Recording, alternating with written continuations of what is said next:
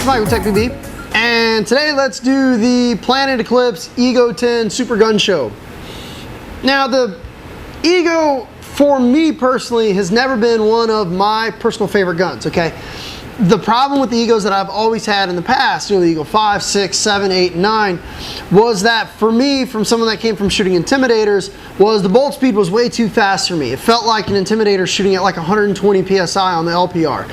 And I could never get used to how hard the bolt slammed back and forth. Now, that was good for rate of fire, okay, because Planet Eclipse back then used to have the QEVs and all this other stuff, and you know, the guns were some of the fastest guns that were on the market, definitely faster than the aliases, but I kind of like the guns that were a little more toned down and stuff like that.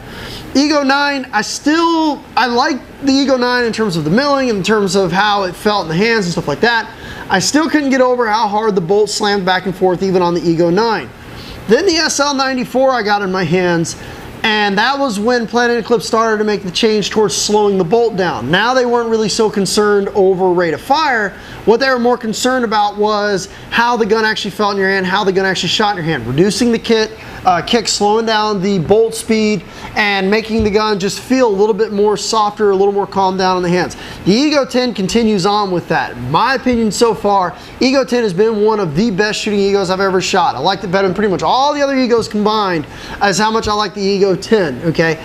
Just the fact that the bolt speed is slowed down a lot more. It feels like you get great overall packaging, great everything about the gun, but the gun it feels a lot more mellowed out in your hands. It's not that bolt just slamming back and forth at like Mach 2, okay? It feels a lot more calmed down.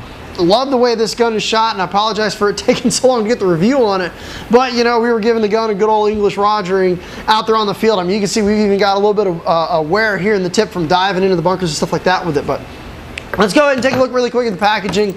The Egos, obviously Planet Eclipse, some of the best packaging in the industry, okay? And this includes going all the way down to the E-Tech LT.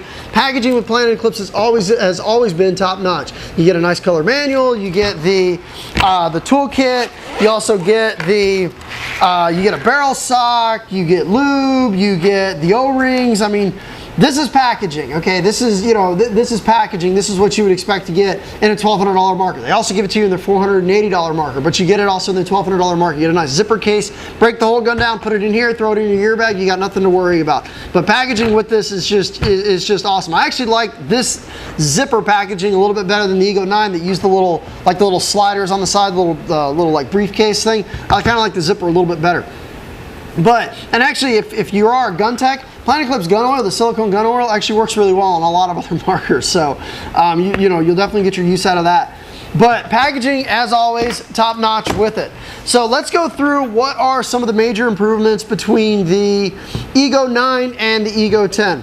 Probably the biggest thing, the most talked about, is the wider screen, okay? The wider screen on the Ego 10, it's huge compared to the one they had last year. So we'll go ahead and zoom in really quick so you can see the size of that wider screen. Okay, that's a pretty big screen. Now there's a lot of people, you know, I hear this criticism of other companies and stuff like that, people in the TechBB forums and stuff like that, that say, you know, for $1,250 or $1,300, you should be getting an LCD screen. Well, not only are you getting an LCD screen, but you're getting the widest one that's on the market. So, have you ever been up in the air about picking up, you know, an Ego because, you know, oh, the screen's not big enough or something like that? Well, the screen's about as wide as it gets. Pretty much goes from end to end here. Another thing they did was they built in a relief hole here in the front to protect the solenoid, which is really nice. LPR pressure gets too high after it gets into the LPR and there's a blow through or something like that, or there's a spike, you'll get the venting out of the front, which protects your $150 solenoid, which I really like. Also, something else about the Egos, the Ego 10 that I really like is it now has purging regulators. It's something that I hated about the previous Egos, was that it would store air pressure in there. And you know, it's kind of funny with the OOPS air system. It would OOPS meaning that you depressurized your ASA, and then you forgot that it still had pressure and it shot the internals clear across the bench or something like that, or it shot it into your gear bag somewhere. Well, now when you depressurize your gun, it actually depressurizes, you know, when you unscrew the knob, the whole air pressure throughout the whole gun vents out the back. I really like that. Especially me being a gun tech, somebody hands it to me and I don't like having the thumb with this or dry fired or something like that. that's it. It's empty. So also comes with the Cure 3, which I mean, I don't think we really ever even broke paint in this gun, okay? It hardly ever broke paint. Definitely worked well. The Cure 3 is doing its job. And it also has the Zik 2, which goes into the what I was saying earlier before with it slowing down the rate of fire, slowing down the bolt. And let's go ahead and go out and do an efficiency test on it. And keep in mind, this is a 693 back, shooting 682 paint. RPS Premium bores out at about a 682. And so you're definitely not going to see the efficiency if you were to purchase like the 685 Planet Eclipse back. You definitely get a lot better efficiency with that. So let's go out and do an efficiency test. We'll bring the camera up a little bit closer and take it apart. Hey, what's up fellas? It's Mike, and we're about to do the efficiency test on the Ego 10. Now the first thing I want to show you here is the gauge. We should be sitting right around about 4,000, 4,100 PSI. And now what we'll do is let's go ahead and show you the tank temperature reading. And we're sitting right around about 83 degrees. So what we're going to do now is we are going to go ahead and load up our first pod.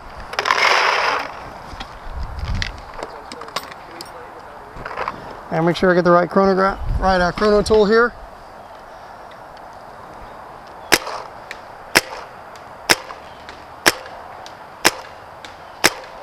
Okay, looks like we're sitting right around about 300, 297, 300.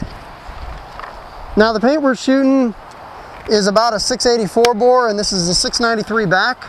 So we'll see how it does.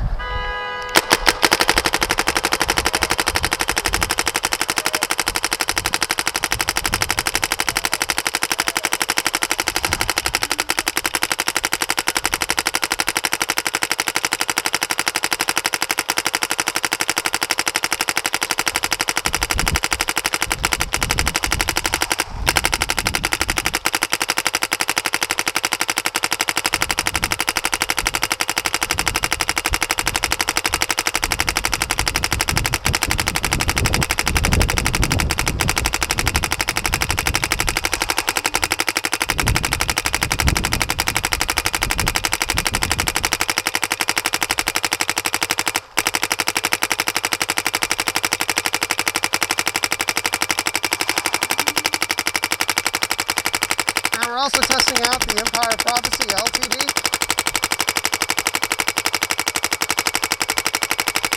Now we don't have any RF capability with it, but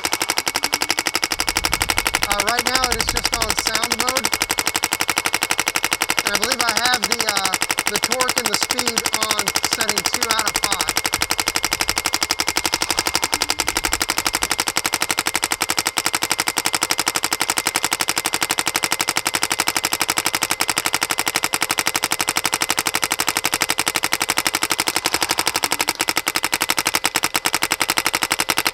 Special thanks to RPS Paintball for sponsoring the Tech 2D show, allowing us to do the efficiency tests on these guns.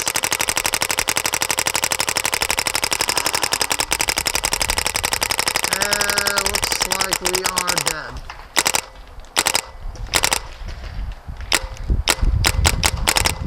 Yeah, looks like we're about dead. So we'll go ahead and fill this pot up here and see how many we got left. Okay.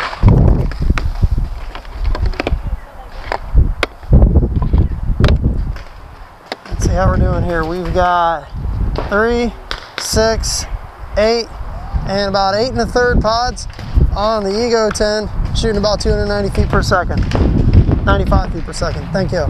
Okay, so let's go ahead and take apart an Ego. You guys should know how to do this by heart now. Very simple. Let's go ahead and pull out the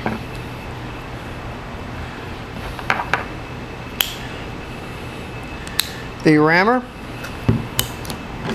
There we go. So out that goes. This is really simple. Now you can see the little urethane O-ring here, or I think it's like a, what kind of rubber that is? Maybe not, it's not urethane, but you can see the bumper on the back. Got a couple different systems here all working together to slow this bolt speed down. You got the little O-ring inside the cap. You've also got the bumper. So we'll go ahead and throw a little bit of Planet Eclipse gun oil on that.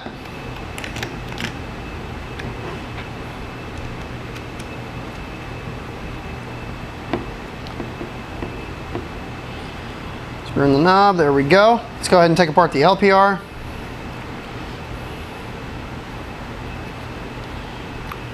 There we go. Ooh. Now Willie had this gun before I did. And this is typical of Willie. If I don't maintain it, no one will. So let's go ahead and throw a little oil on there.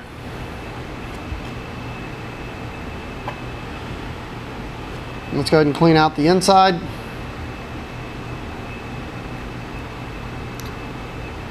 There we go.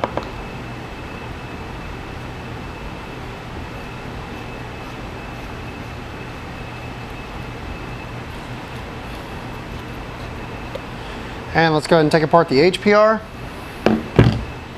Okay, so now we're going to take apart the high pressure regulator. Now you should never, I mean, other than maybe the first time you do it, after you do it the first time, but once you break it loose using a 5/16 and a 3/8 Allen key, like this, let's get it in here, boop, there it goes. Once you break it loose for the first time, you shouldn't really have to do that often in terms of using Allen keys. You should be able just to be able to unscrew it by hand. Out that goes. Oh yeah, it's been a little while since Willie took this thing apart, I'll tell you that much.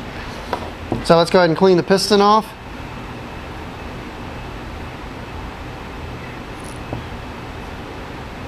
Not that I recommend it, but I honestly think Willie's probably got, I think he had probably 25 cases through this thing before I took this thing apart. Oh boy. Okay, so now what we'll do is let's go ahead and put a little bit of this Planet Eclipse gun oil on the piston.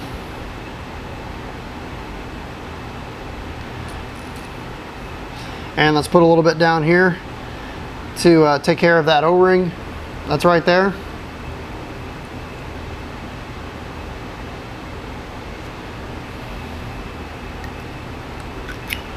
There we go. Now if you ever want to take apart the swivel, sometimes you may have to take apart or take off the fitting in order for the collar to slide up and over. So if you ever notice that you can't slide your collar down, it's because your fitting, there's a racetrack inside here, it's a little groove, and if they screw this fitting in a little bit too far, which they normally do, you're not going to be able to slide this swivel over that. So if you wanted to pop this off, you would just unscrew that fitting and you could slide the collar off.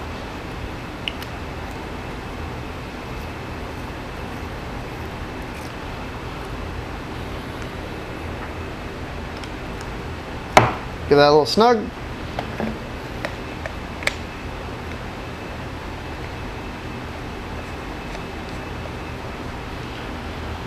There we go.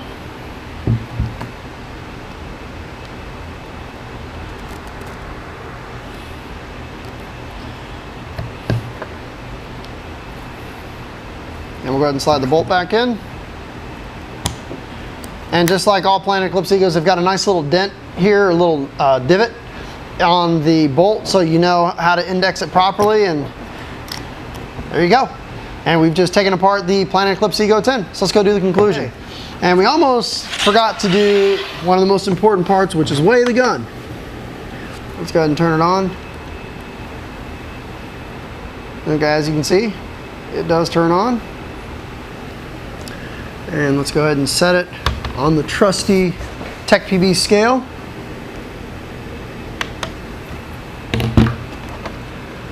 Okay, almost 2 pounds. 1 pound, 15.8 ounces.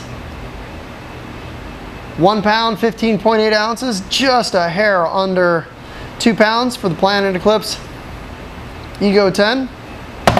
Okay, so conclusion, what do I think of them? If you've been on the fence about purchasing an Ego 10, this is the year to get it. Okay, this is the year to get it. Ego 10. I really dig the gun. Probably the biggest thing I like about it is the fact that they're starting to calm these markers down a little bit. They're shooting a lot smoother than they've ever shot before. You got the wider screen. I mean, I didn't really have any complaints about the marker. As a matter of fact, I liked it so much that I actually ordered my own custom SLS. You guys are going to see it here in an upcoming show once they're done with the anodizing. It's going to be a green and gold USF edition SLS. Now, I've never purchased an SL Ego before. I can't even afford one. So this would be my first purchase of an SLS Ego. It was not cheap at all. But something else that's really cool about the Planet Eclipse line, if you're thinking about going down this road, they are very easy and very inexpensively can convert over to 50 caliber. I believe the kit's like, I don't know, $100, $80 to $100, $120, somewhere around there. It's got the 50 caliber barrel, it's got the breech insert and stuff like that. It's a quick conversion. You can shoot the 50 cal. And I think right now, if you're looking to shoot 50 caliber, the only loader I've seen that actually will feed it really fast is not the Pinocchio, Kingman makes a 50 caliber loader, a nice one that's almost like a Pinocchio, uses a bend sensor and everything, and supposedly feeds 50 caliber paintballs pretty damn fast. So that may work if you're out there. I think it holds like 350 rounds. I can't remember what it's called for the life of me right off top, but other than that, I mean, in my opinion, this is the best shooting Eagle I've ever seen. Now, I know it's pretty cliche because supposedly they improve every single year, but you know, I wasn't a big fan of the Eagle 5, wasn't a big fan of the Eagle 6, wasn't a fan of the Eagle 7 or 8 with the QEV problems, wasn't even that big of a fan of the Eagle 9 because the bolts still slam back and forth a little too hard for my personal taste. SL I started to like a little bit more. The Ego 10 I'm just in love with. So I'm really digging these guns. I think if you get one in your hands at your local field and shoot one, you're going to like it too. It's got a very nice, crisp, calm, easy to manage shooting ability out there on the field. It just works great. I mean, I don't think we broke a single ball with this thing the whole time that we've had it, shooting RPS Premium, and it's just been a great performing marker. I mean, you get your money's worth with this gun. You get the wider screen. You've got the LPR vent hole here in the front to protect the solenoid, which is really, really nice. The solenoid is probably one of the most expensive parts of the gun. So get one of these in your hands at your local field, test it out. You tell me what you think, but so far I really, really like the Ego 10. Thanks for